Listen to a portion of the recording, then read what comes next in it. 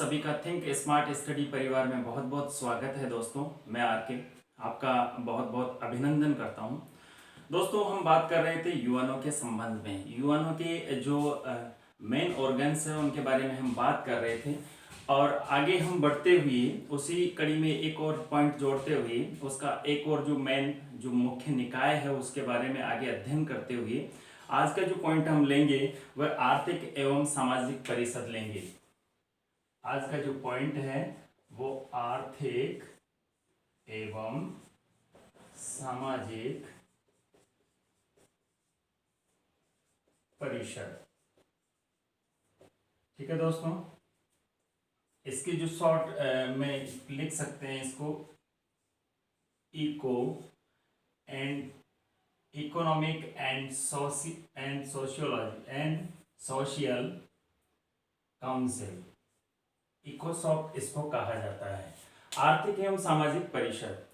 देखिए दोस्तों, आर्थिक एवं सामाजिक परिषद यूएनओ का एक बहुत महत्वपूर्ण भाग है और उसके जो मेनली जो 6 पार्ट है, 6 पार्ट है, 6 जो उसके मूलभूत जो मूल अंग है उनमें से ही एक है। अगर हम मुख्य निकाय की बात करते हैं, प्रमुख निकाय की बात करते हैं तो यूएनओ के 6 निकाय हैं और उन 6 निकाय में से एक निकाय ये है। ठीक है, तो आज हम बात करेंगे आर्थिक एवं सामाजिक परिषद की। इससे पहले हम महासभा की बात कर चुके थे और सुरक्षा परिषद, दोनों के बारे में हम विस्तार से चर्चा कर चुके थे। तो आज का हम पॉइंट स्टार्ट करते हैं। देखिए, आर्थिक एवं सामाजिक परिषद, सबसे पहले इसकी स्थापना की बात करते हैं।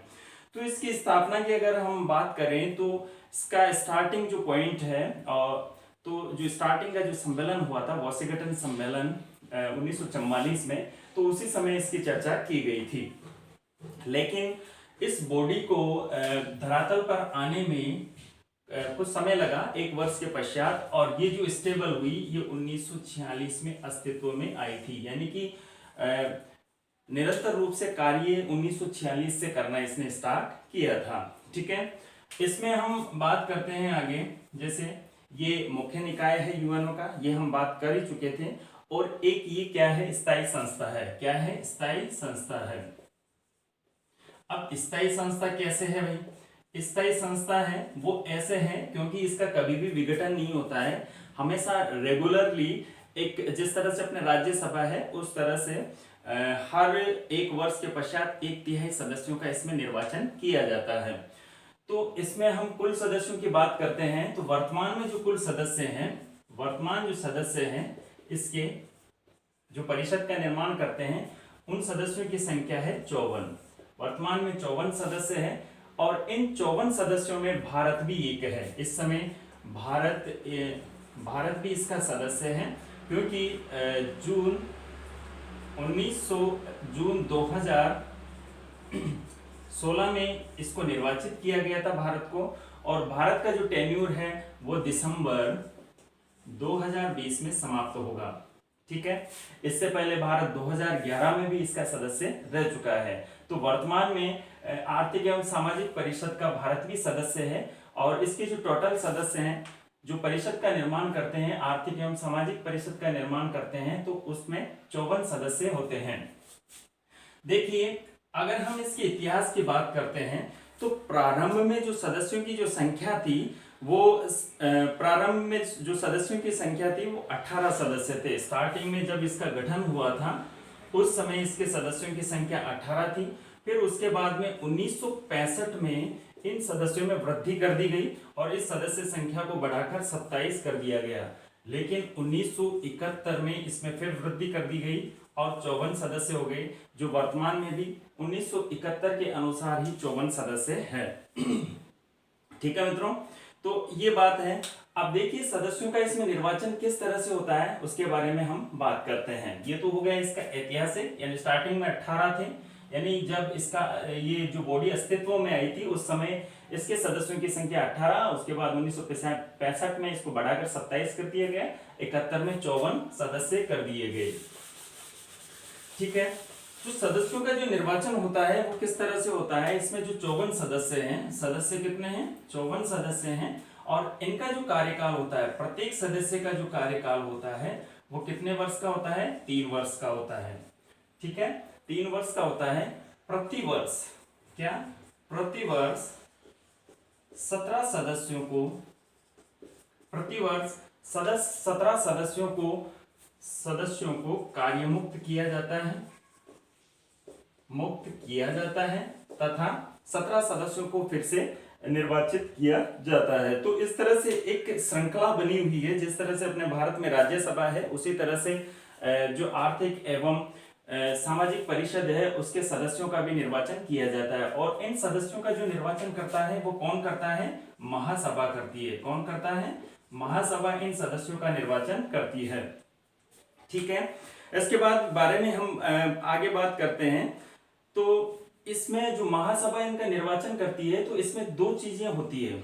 दो चीजें क्या होती है, तो वो उस जिस राष्ट्र को वो चुन रही है, ठीक है, वो राष्ट्र क्या होना चाहिए, वो महासभा का या यूएनओ का सदस्य होना चाहिए। यूएनओ के सदस्यों को ही इसमें निर्वाचित किया जाता है, पहली बात। यानी कि यूएनओ का क्या होना चाहिए, सदस्य होना चाहिए।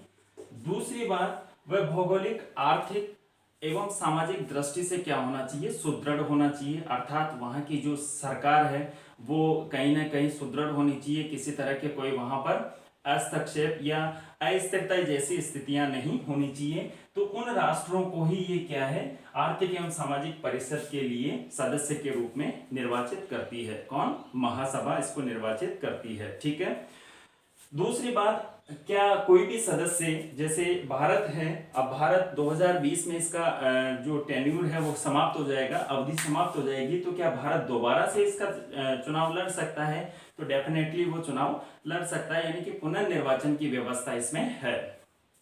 ठीक है, यहां तक क्लियर। अब हम आगे बात करेंगे कि जो ये सदस्य हैं, 54 सदस्य जो चुने जाते हैं, ये किस किस क्षेत्र से चुने जाते हैं, क्या इसमें भी कोई क्षेत्र का आवंटन है, तो कौन कौन से क्षेत्रों में है, यानी कि सीटों के निर्धारण किया जाता है। और उन सीटों के निर्धारण की बात आती है तो सबसे पहले हम बात करते हैं अफ्रीका। अफ्रीका से जो चुने जाते हैं, अफ्रीका के राज्यों से जो सदस्य चुने जाते हैं, उन सदस्यों की संख्या है कितनी, 14 है। उसके बाद में एशियाई देशों से 11, एशियाई देशों से कितने चुने जाते हैं, इसमें एशियाई देशों से 11 सदस्य चुने जाते हैं। उसके बाद पूर्वी यूरोप से 6 सदस्य चुने जाते हैं, पूर्वी यूरोप से 6 सदस्य चुने जाते हैं। इसके बाद लैटिन अमेरिका तथा जो कैरेबियन देश है, लैटिन अमेरिका यानी कि लैटिन अमेरिका एंड कैरिबियन देशों से कितने चुने जाते हैं, इससे 10 सदस्य चुने जाते हैं, 10 सदस्य इससे चुने जाते हैं। और जो लास्ट का है वो है पश्चिमी यूरोप व अन्य देशों से, जो वेस्टर्न यूरोप है यानी कि पश्चिमी यूरोप है, पश्चिमी यूरोप एवं अन्य देश जो बचे हैं, उन देशों से 12 सदस्य क्या किए जाते हैं, निर्वाचित किए, 13 सदस्य निर्वाचित किए जाते हैं। तो टोटल जो हो गए हैं वो कितने हो गए, 54 सदस्य हो गए हैं। यानी कि अफ्रीका से 14, एशिया देशों से 11 सदस्य निर्वाचित होते हैं, पूर्वी यूरोप से 6, लैटिन अमेरिका तथा कैरिबियन देशों से 10, पश्चिमी यूरोप व अन्य देशों से 13 सदस्य महासभा के द्वारा निर्वाचित होते हैं। और महासभा किस आधार पर इनका निर्वाचन करती है कि वो देश क्या होने चाहिए, भौगोलिक तथा आर्थिक एवं सरकारों के स्थायित्व की दृष्टि से वो क्या होने चाहिए, सुदृढ़ होने चाहिए। ऐसे राष्ट्रों को ही इसमें क्या दिया जाता है, स्थान दिया जाता है। अब बात करते हैं इसके बाद में अध्यक्ष वगैरह कोई होता है क्या इसका, उस अध्यक्ष की बात करते हैं। तो इसमें जो बैठकें होती है, पहले हम बैठक की बात कर लेते हैं। जो बैठकें होती है वो इसमें वर्ष में 3 बार होती है, अर्थात नियमानुसार जो बैठकों की व्यवस्था है, यानी कि जो सम्मेलन होते हैं इसमें, यानी कॉन्फ्रेंस की बात करते हैं। तो कॉन्फ्रेंस इसमें पर ईयर कितनी होती है, पर ईयर रूल अनुसार, नियमानुसार 3 होती है, लेकिन कम से कम इसमें 2 बैठकें होना आवश्यक है। 2 बैठक होती है इसमें, और दोनों बैठकें अलग अलग स्थान पर होती है। 2 होती है, एक तो अप्रैल में होती है, पहली अप्रैल में होती है और दूसरी जुलाई में होती है। तो अप्रैल वाली जो होती है वो कहां पे होती है, न्यूयॉर्क में होती है। न्यूयॉर्क में ये सभा बुलाई जाती है। और जुलाई वाली जो होती है वो जुलाई वाली जो होती है वो मतलब हैंस जुलाई वाली जो होती है वो जेनेवा में होती है, यानी कि जेनेवा में होती है, जेनेवा स्विट्जरलैंड में। और न्यूयॉर्क अमेरिका में ये बैठकें बुलाई जाती है, यानी कि ये अलग अलग स्थान पर बुलाई जाती है। ये इनके स्थान फिक्स है, अप्रैल वाली न्यूयॉर्क में होगी और जुलाई वाली जेनेवा में होगी। और जो नियमानुसार इनके कॉन्फ्रेंस है 3 होनी चाहिए, लेकिन जनरली 2 ही कॉन्फ्रेंस बुलाई जाती है। जनरली 2 ही कॉन्फ्रेंस बुलाई जाती है। और कम से कम ये मिनिमम आंकड़ा है कि अप्रैल और जुलाई में तो होना अत्यंत ही आवश्यक है। तो ऐसी स्थिति में 2 बैठकें बुलाई जाती है, जुलाई और अप्रैल में। तो ये ध्यान रखिएगा, ये क्वेश्चन पूछा जाता है कि अप्रैल में न्यूयॉर्क में बुलाई जाती है, तो जुलाई में आर्थिक एवं सामाजिक परिषद की बैठक कहां पर बुलाई जाती है, तो ऑप्शन में जेनेवा होगा। तो ये सही करेक्ट आंसर होगा। अब साहब, जब ये बैठकें बुलाई जाती है तो उस समय क्या किया जाता है, एक अध्यक्ष और 2 उपाध्यक्षों का क्या किया जाता है, निर्वाचन किया जाता है इन्हीं सदस्यों के द्वारा। जो 54 सदस्य हैं उन्हीं के द्वारा अध्यक्ष और उपाध्यक्ष का क्या किया जाता है, निर्वाचन किया जाता है। ठीक है, देखिए अब बात करते हैं अध्यक्षों की, अध्यक्ष और उपाध्यक्ष। ठीक है, इसमें जो बैठकों में जो निर्वाचन होता है इसमें एक अध्यक्ष तथा 2 अध्यक्षों का क्या किया जाता है, 2 अध्यक्षों का निर्वाचन किया जाता है, ताकि बैठक को अनुशासित रूप से गतिमान किया जा सके। इसीलिए अध्यक्ष और 2 उपाध्यक्षों की, अध्यक्ष नहीं 2 उपाध्यक्षों का निर्वाचन किया जाता है। बात करते हैं हम अध्यक्ष की। जो वर्तमान अध्यक्ष है वो कौन है साहब, वर्तमान जो अध्यक्ष है वो है मोना जुल। कौन है, मोना जुल है, मोना जुल है वर्तमान इसकी अध्यक्ष। किसकी, आर्थिक एवं सामाजिक परिषद की जो वर्तमान अध्यक्ष है वो मोना जुल है। और मोना जुल जो संबंध रखती है वो कहां से रखती है, नॉर्वे से रखती है। और ये नॉर्वे की एम्बेसडर है, यानी कि ये नॉर्वे से राजदूत है। अमेरिका में ये इनका पदस्थापन है, इसलिए जो राजदूत होते हैं उन्हीं को क्या बनाया जाता है, इसका अधिकांशतया सदस्य बनाया जाता है। एक बात और मित्रों, कि कोई भी राष्ट्र जो इसका सदस्य होता है वो सिर्फ एक सदस्य ही प्रतिनिधि के रूप में यहाँ पर इस सदन में भेज सकता है, इससे ज्यादा नहीं।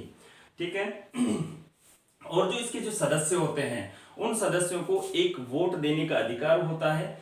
और बाकी के जो यूएनओ के जो सदस्य हैं इसकी बैठकों में भाग ले सकते हैं, लेकिन उनको वोट देने का अधिकार नहीं होता है। ठीक है, तो हम बात करते हैं थोड़ा सा इतिहास की। तो वर्तमान जो अध्यक्ष है वह मोना जुल है। और क्या भारत के भी कोई व्यक्ति रहे हैं पहले, इससे पहले हम प्रथम अध्यक्ष की बात कर लेते हैं। इसका जो प्रथम अध्यक्ष रहा था, प्रथम अध्यक्ष जो अध्यक्ष के रूप में जो निर्वाचित हुआ था, या सबसे पहले जो इसके अध्यक्ष पद को सुशोभित किया था 1946 में, 1946 में, वो भारतीय थे, प्रथम भारतीय थे। यानी कि जो पहली बार इसके अध्यक्ष पद पे जो बने, बरकरार हुए, जो बने वो भारतीय थे। और उनका जो नाम था वो था आरकोट रामासामी मुदालियर। आरकोट रामासामी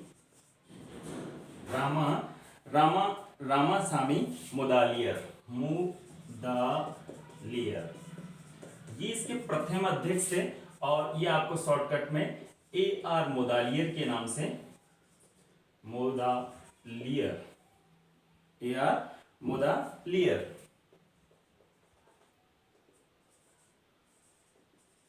मुदालियर के नाम से भी आपने कहीं पे देखा होगा। तो AR जो मुदालियर है ये इसके प्रथम अध्यक्ष बने थे।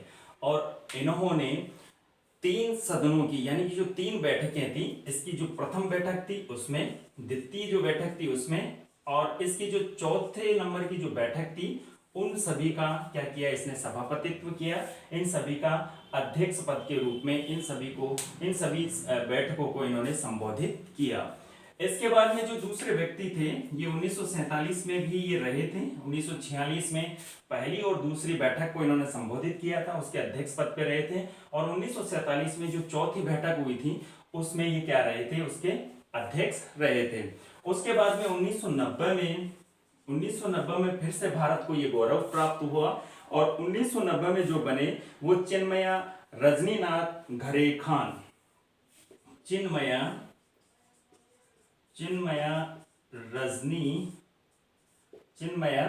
रजनीनाथ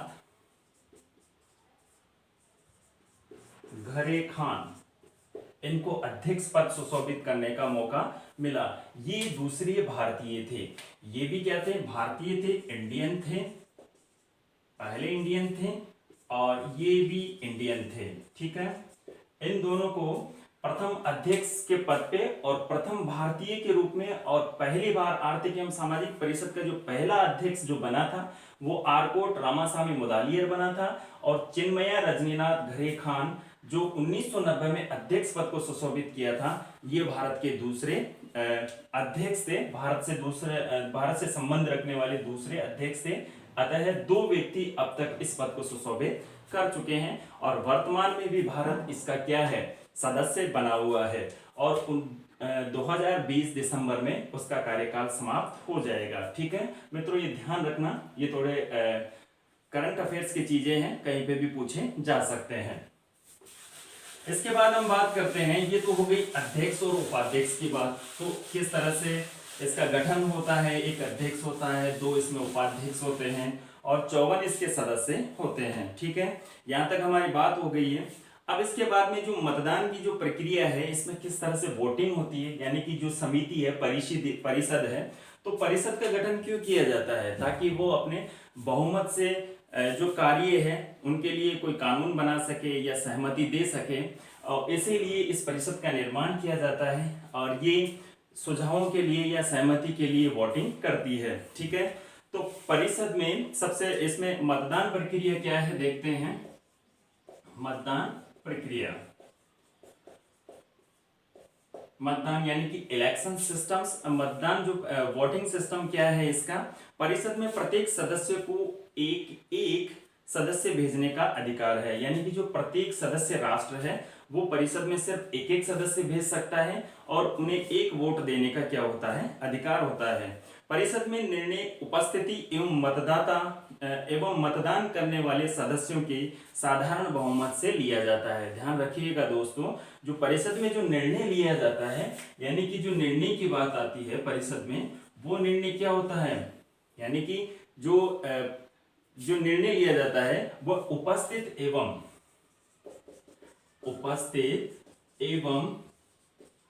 मतदान करने वाले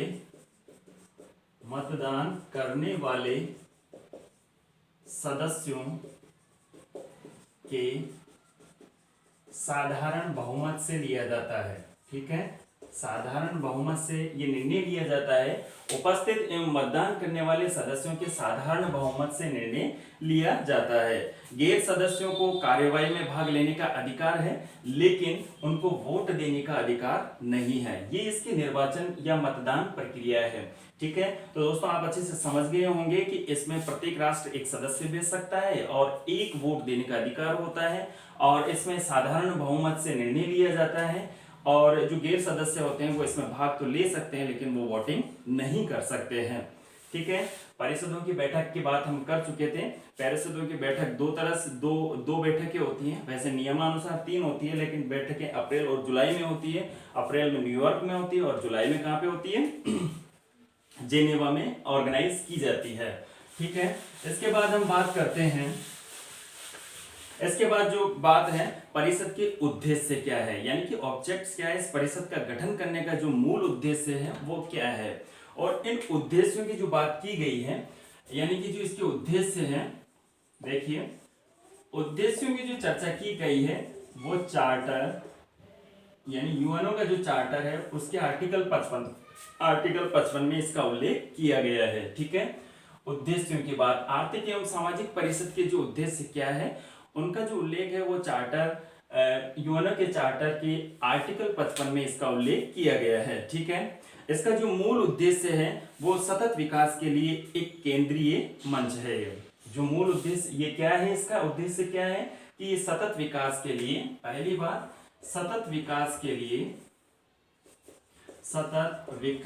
लिए केंद्रीय मंच है, केंद्रीय मंच या इसकी मंच है, इसकी विशेषताओं की भी बात कर सकते हैं। सतत विकास के लिए केंद्रीय मंच है ये विश्व के नागरिकों के रहन सहन को या उनके जीवन स्तर को ऊंचा उठाने के लिए एवं रोजगार तथा सामाजिक आर्थिक विकास के लिए अनुकूल परिस्थितियां उत्पन्न करना या अनुकूल परिस्थितियों को बनाए रखना, ये इसका मूल उद्देश्य है, ये इसका मूल कार्य है।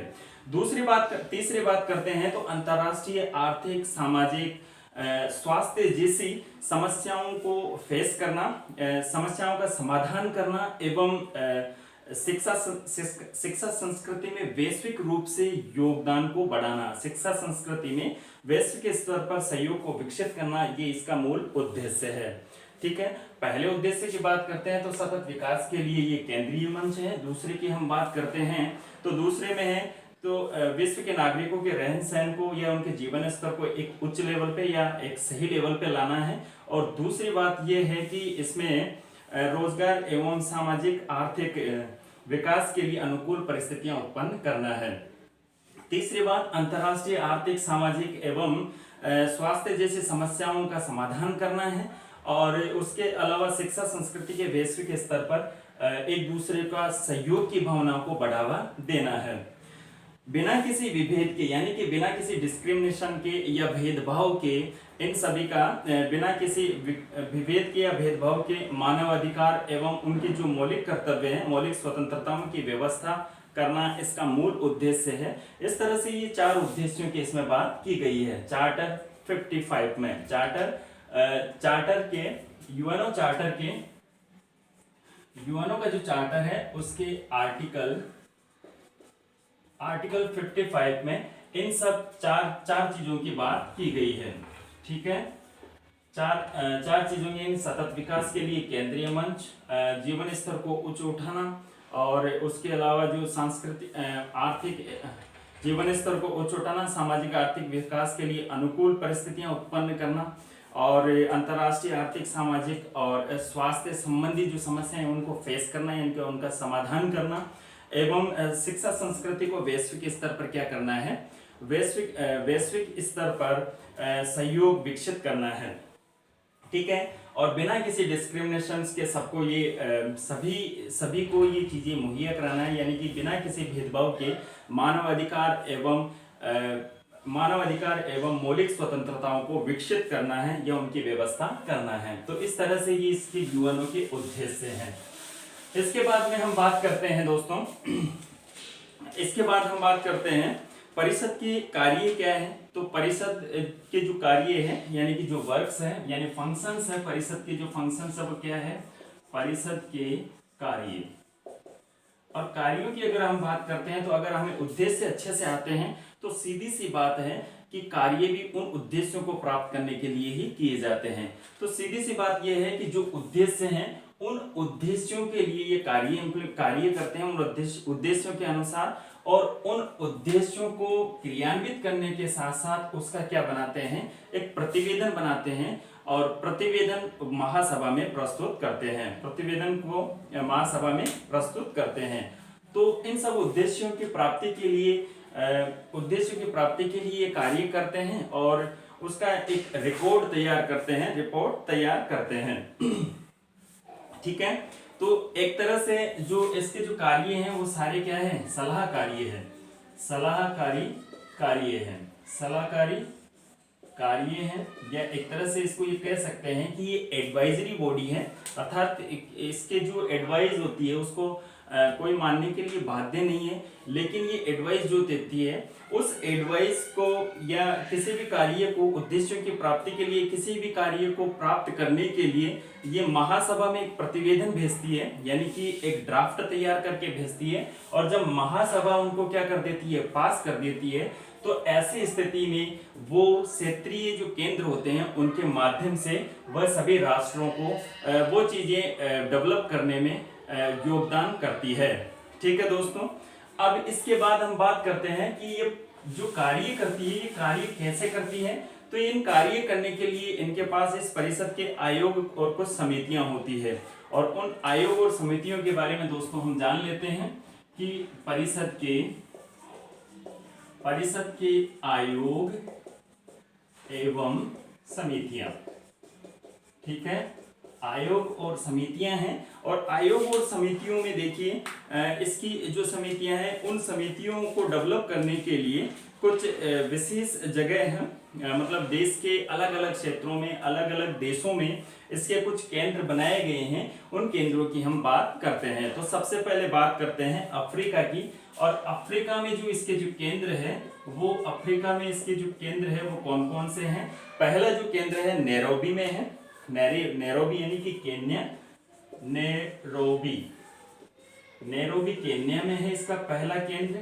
और अफ्रीका में ही जो दूसरा केंद्र है वो है अदिस अबाबा जो इथोपिया में है, अदिस अबाबा, और ये है इथोपिया।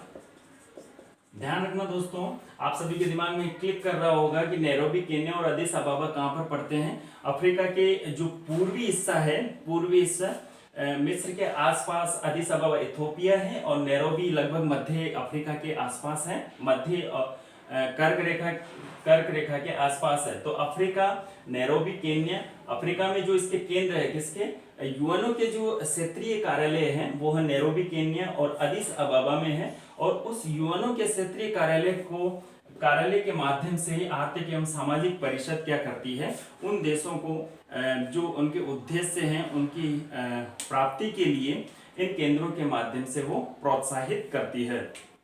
दूसरे की बात करते हैं तो अमेरिका, और अमेरिका में जो क्षेत्रीय कार्यालय है वो न्यूयॉर्क में है। ठीक है, न्यूयॉर्क में है, और न्यूयॉर्क कहाँ आप जानते ही हो, अमेरिका में है। तीसरी बात करते हैं तो दक्षिणी अमेरिका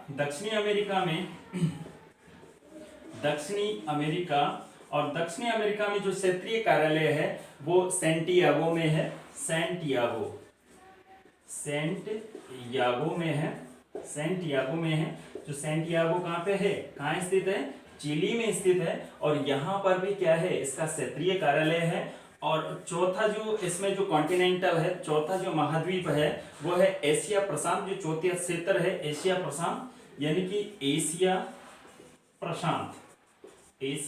यानी कि एशिया पैसिफिक, यानी कि एशिया प्रशांत, एशिया और प्रशांत महासागर का जो क्षेत्र है उस क्षेत्र में जो भी देश है उनको कंट्रोल किस केंद्र के माध्यम से किया जाता है, वो केंद्र है बैंकॉक। कौन सा है, बैंकॉक थाईलैंड का एक शहर है, राजधानी है बैंकॉक थाईलैंड की। और एशिया पैसिफिक जो रीजन है उस रीजन के जो देशों को कंट्रोल किया जाता है आर्थिक एवं सामाजिक परिषद के माध्यम से, जो नियंत्रित किया जाता है या उनसे कार्य करवाया जाता है अपने उद्देश्य की प्राप्ति के लिए, वो बैंकॉक क्षेत्रीय कार्यालय के माध्यम से करवाया जाता है। पांचवा जो कॉन्टिनेंटल है वो है यूरोप एवं मध्य एशिया। ठीक है, पांचवा जो हिस्सा है, पांचवा जो भाग है एवं मध्य एशिया की हम बात करते हैं। यूरोप और मध्य एशिया में जेनेवा, इसमें यहाँ पर 3 केंद्र हैं। जेनेवा कहाँ है, स्विट्जरलैंड में है। ठीक है, इसके बाद में जो दूसरा केंद्र है वो है वियना, ऑस्ट्रिया। ये कहाँ पे है, ऑस्ट्रिया में है। ठीक है, वियना ऑस्ट्रिया में है। और जो तीसरा जो कार्यालय है यहाँ पर वो है द हेग, नीदरलैंड में है। और द हेग नीदरलैंड, जहां पर आपको पता है द हेग में अंतर्राष्ट्रीय न्यायालय भी है। तो यूरोप एवं मध्य एशिया पे कंट्रोल करने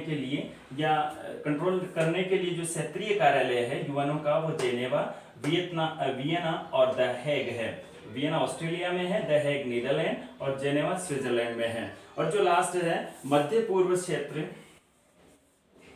मध्य पूर्व क्षेत्र, मध्य पूर्व क्षेत्र एशिया में, मध्य पूर्व क्षेत्र एशिया में। तो इसमें जो है वो जो क्षेत्र है बैरूत, कौन सा क्षेत्र है? बैरूत। बैरूत में क्षेत्रीय कार्यालय है। और ये जो देश, ये कौन से देश में है? लेबनान में है। कौन से देश में है? लेबनान में इसकी स्थापना की गई है। तो आर्थिक एवं सामाजिक परिषद किन क्षेत्रीय कार्यालयों के माध्यम से और किन आयोग और समितियों के माध्यम से कार्य करती है? ये क्षेत्रीय कार्यालय हैं और इन्हीं में आयोग और समितियों का आवश्यकता पड़ने पर समय समय पर आर्थिक एवं सामाजिक परिषद गठन करती आई है। ठीक है, जैसे उसको आवश्यकता पड़ती है वैसे ही समितियों और आयोगों का वो गठन करती है।